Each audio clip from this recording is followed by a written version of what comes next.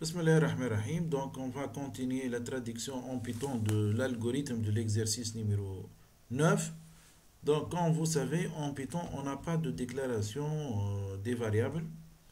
Donc, normalement, je vous rappelle, on a combien de modules? On a le module saisir, le module remplir et le module chercher min, qui sont des fonctions. Donc, on a trois fonctions et notre programme principal, il est ici.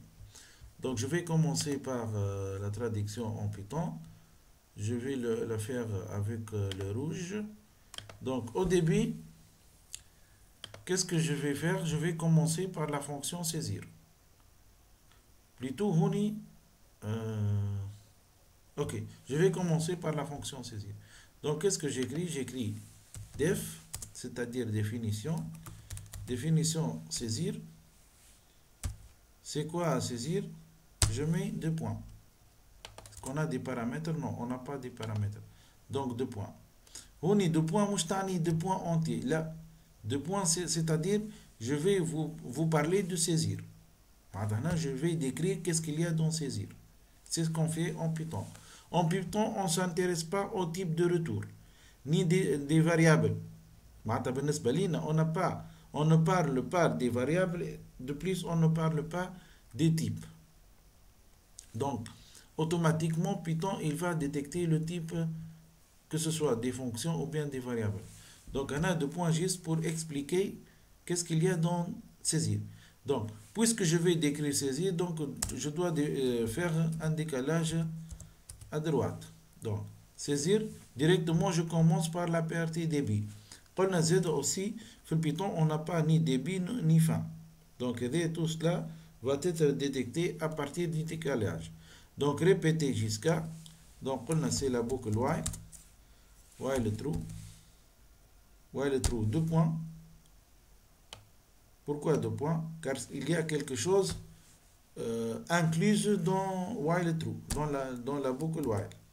Donc, je fais un décalage.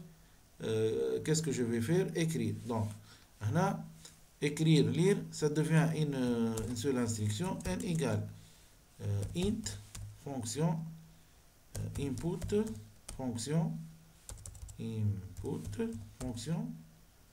va donner un entier. Bien, je vais minimiser encore la taille. Comme ça. Et je ferme le parenthèse. Là, je peux diminuer le décalage. Donc, là, j'ajoute les apostrophes. Voilà. Donc, il faut donner un entier. Par la suite, si c'est entier, donc if n in 5, 10, donc avec la fonction range. Range 5, 10. Deux points. J'ai quelque chose à dire. C'est la fonction break. Donc voilà. Donc while true. Donc c'est une boucle infinie. N est égal int input donné un entier. Par la suite, je vais vérifier. Est-ce que n, elle est dans l'intervalle 5, 10? Si c'est le cas, alors break. Donc break, elle appartient au if. Le if appartient au while. Le n aussi appartient au while. Donc dans le while, on a cette ligne et cette ligne. Et par contre, le break, elle est incluse dans... Elle est incluse où? Dans le range. Dans le if plutôt. Voilà. Est-ce que j'ai fini la fonction saisir? Oui. Qu'est-ce qu'il y a dans la fonction saisir? Il y a seulement le while. Mais d'après l'énoncé, d'après l'algorithme, il y a aussi le retourner. Donc, un retourner doit être au même niveau que le while. Donc, return n. J'ai augmenté un peu la taille et enlevé le gras. Voilà. Donc, fonction saisir, def saisir, deux points. While true, donc, je dois décaler un point. Donc, ici, il y a le return. Donc, je dois corriger. Voilà. Donc, return n. Donc, remarquez bien que while, true et return sont au même niveau. Return n'est pas dans le while. Pourquoi? Parce qu'ils sont au même niveau. Par contre, le and et le if, ils sont dans le while parce qu'il y a un décalage par rapport au while. Ben, et c'est la fonction def saisir. Qu'est-ce qu'il nous manque maintenant? Def remplir. Elle va prendre une variable en paramètre. On peut le mettre n. Pourquoi? Parce que le nom des variables, lorsqu'on fait la déclaration, n'est pas important. Est-ce que c'est clair? Def remplir, elle va travailler dans son espace mémoire. Ou l'espace mémoire est bien. Donc, le nom de la variable que tu vas utiliser, ou le nom du paramètre que tu vas utiliser n'est pas important. Pourquoi? Parce que tu es dans la fonction. Donc la fonction c'est une chambre fermée. Ce qu'il est en train de se faire à l'intérieur n'est pas visible. Qu'est-ce qu'il va être visible? Seulement ce qu'on va lui faire en retour. Mais celui qu'on va lui faire en retour, ce qui importe pour nous, c'est seulement le type. Le type, mais le nom, ce n'est pas important. Est-ce que c'est clair? Donc, lorsqu'on utilise une fonction, le nom des variables n'est pas important pour nous. Pourquoi? Parce qu'une fonction, voilà, un module en général, c'est une chambre fermée. Bitem sakra, manafouche, qu'est-ce qu'il y a à l'intérieur? Combien de paramètres, voilà, quel est le type de retour. Donc, def remplir. Donc, 2 points. Pourquoi 2 points? Parce que je vais expliquer qu'est-ce qu'il y a dans remplir. L'algorithme, on n'a pas besoin de spécifier le type parce que le Python ne s'intéresse pas du type. Kif la partie var, mais je m'ajoute dans le Python. Je fais d'autres langages de programmation comme le langage Pascal. On doit écrire var. On doit suivre mot à mot l'algorithme. Par contre, le Python ne suit pas mot à mot l'algorithme. Pourquoi? Parce que le Python, c'est un langage non typé. Le type n'est pas important pour lui. Mais lorsqu'on a étudié l'algorithmique, on doit dire que notre algorithme doit être valable pour tout langage de programmation. Donc là, je dois je dois suivre les règles d'art. Les règles d'art, les règles toujours on déclare les variables et le type. Mais l'exception du langage Python, c'est qu'il ne s'intéresse pas au type des variables. Donc, hash variable, juste, il utilise directement sans la déclarer ni déclarer son type. Donc, revenez maintenant à la fonction remplir. Donc, def remplir, je fais un décalage. Qu'est-ce qu'il y a? Il y a une boucle pour. Donc, for i in range de 0 à n-1, c'est-à-dire range n. Qu'est-ce qu'on va faire? Je vais te dire qu'est-ce que je vais faire. Donc, pour te dire ce que je vais faire, je dois mettre 2 points. 2 points, je dois entrer dans la boucle pour. Pour entrer dans la boucle pour, donc je dois faire un décalage. Donc, qu'est-ce qu'il y a? Il y a écrit, donné, annoté, lire t de i. Cela se traduit en Python comme ça. Comme on a fait pour le n. Donc, t de i est égal à int. Par la suite, input, parenthèse, donné en entier, parenthèse pour le input, parenthèse pour le int. Ben, on a répété jusqu'à. Donc, on doit mettre ce TI dans une boucle répétée jusqu'à, c'est-à-dire while true. While true. 2 points. Dans ce while true, je vais vous dire quelque chose. Donc, pour nous dire, il faut faire un décalage. While true, donc là, on ajoute, comme on a fait pour le n, if t de i, if t de i, qu'est-ce qu'elle a? Supérieur à 0. 2 points, au lieu de mettre alors, donc, je vais mettre des points, et je vais entrer à l'intérieur de if pour vous expliquer qu'est-ce que je vais faire si le t de i est supérieur à 0. Donc je vais rien faire, mais je vais faire juste un break. Voilà. Donc normalement, je vais mieux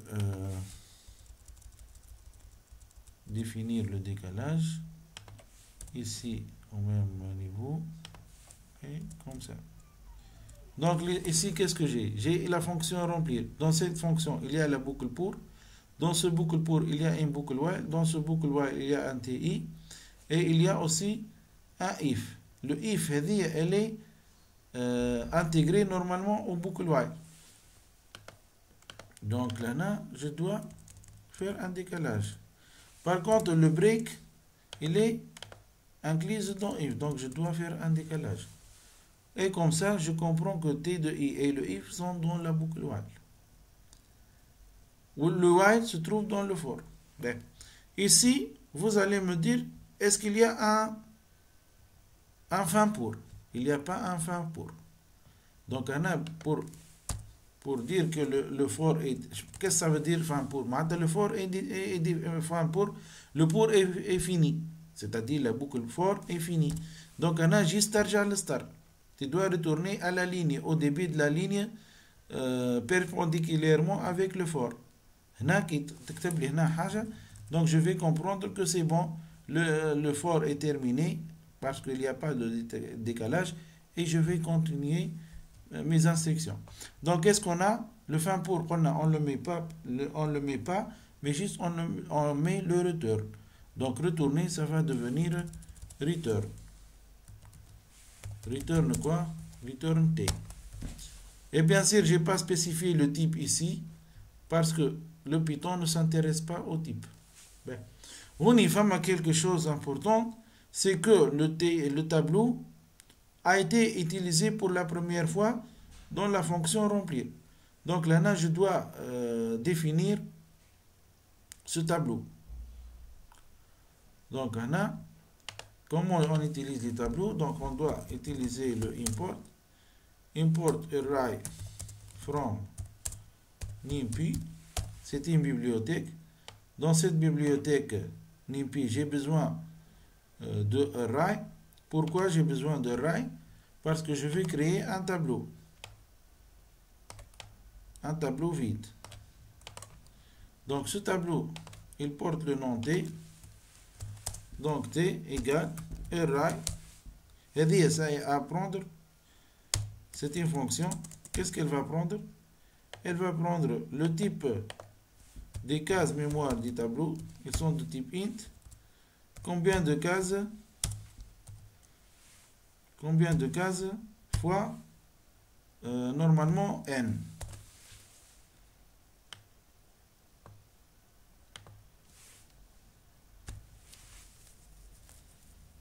Fois n.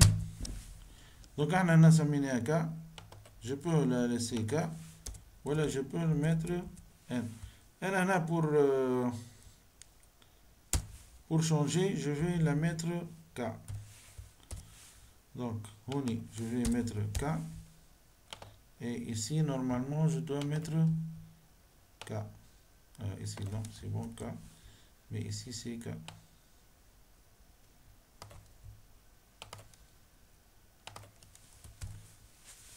Ben, où est-elle la déclaration du tableau? Elle est ici. Ben, cependant, je peux mettre même ici import array. Je peux l'utiliser ici. Import array. Je peux la mettre ici. Import array. Je peux la mettre ici. C'est pas...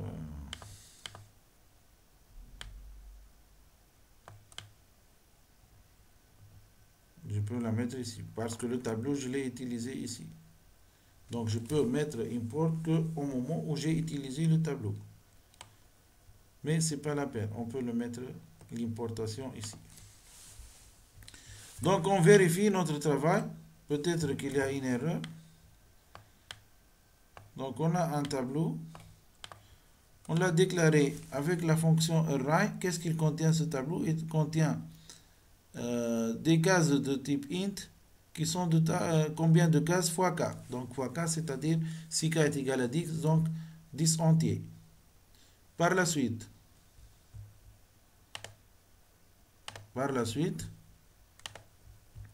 on a une boucle répétée jusqu'à, et à la fin, on va retourner t. Donc, pour gagner de l'espace, par la suite, qu'est-ce que j'ai? J'ai la fonction chercher min. Donc, def cherche min, on va chercher min. Qu'est-ce qu'elle va prendre? Elle va prendre un tableau et un entier.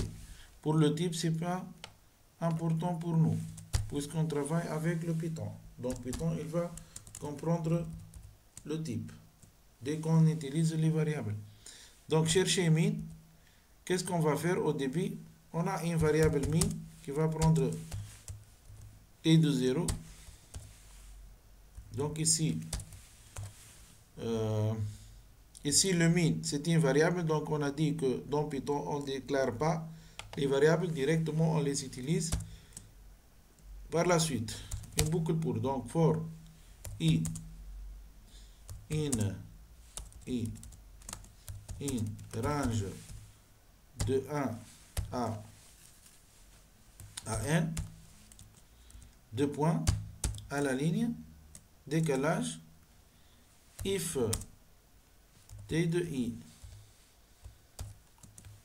inférieur à min, alors, c'est-à-dire 2 points, à la ligne décalage, min égale t de i.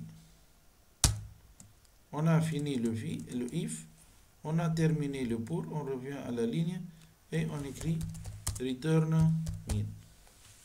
Donc on retourne la valeur de min. Normalement, on a terminé les trois modules. On passe maintenant au programme principal. Je vais l'écrire en rouge avec voici comme ça. Donc dans le programme principal, est-ce qu'on a un début et une fin? Non. Il suffit juste de retourner à la ligne. Donc on a n est égal, on a une variable n égale saisir, qui est la fonction saisir. Est-ce qu'on a respecté la fonction saisir? Oui. La fonction saisir, elle n'a pas de paramètres et elle va retourner une variable. Donc, c'est pas important pour nous le nom de cette variable. Donc, je peux changer. Au lieu de n, je peux mettre, je vais mettre k. Voilà x. Pourquoi? Parce que on est dans le programme principal. Le programme principal ne sait pas qu'est-ce qu'il y a à l'intérieur. Chaque fonction est une chambre fermée. Donc, le programme principal ne sait pas qu'est-ce qu'il y a ici. Qu'est-ce qu'il sait? Il sait seulement que cette fonction va retourner une valeur. Donc, il doit récupérer cette valeur.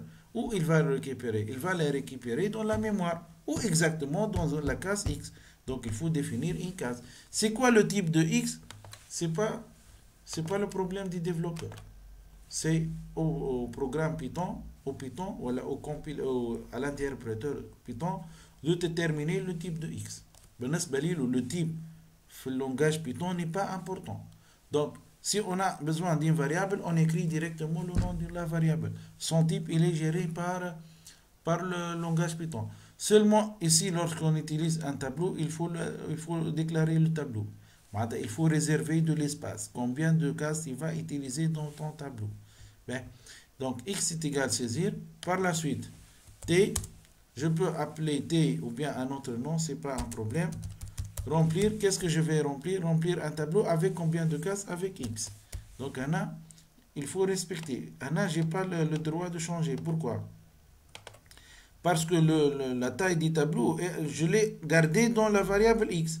Donc, pour remplir le tableau, je dois utiliser cette valeur. OK.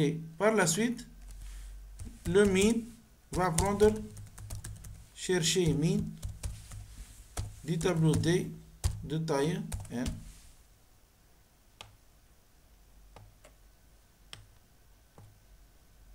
Hamza.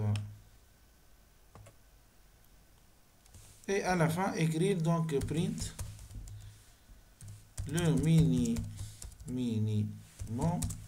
et min. Ici, je peux utiliser une apostrophe ou bien deux apostrophes. Voilà, c'est mon programme principal. L'important, c'est le fait de respecter qu'est-ce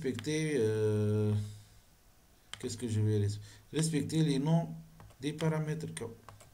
Mais c'est pas important, voilà, c'est pas grave de changer le nom des variables ici et ne pas utiliser les mêmes variables ici. Regardez ici, remplir K.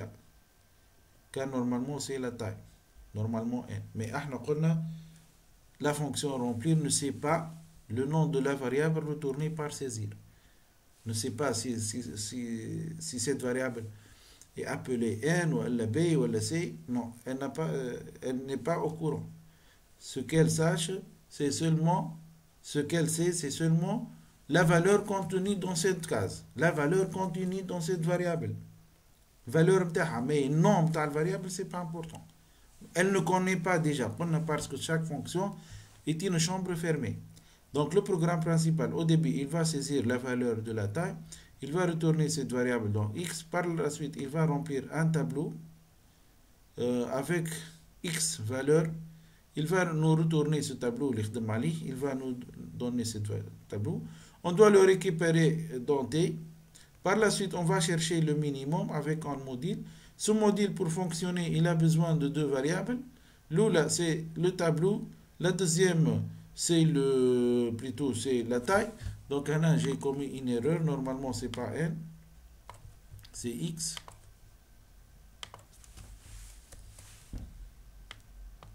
C'est X. Et à la fin, je vais afficher ce minimum. Donc, mon programme principal, c'est combien de lignes? 4 lignes. Vous voyez, c'est le programme en Python. Voilà, donc j'espère que ça a été bien clair et je vous remercie pour votre attention.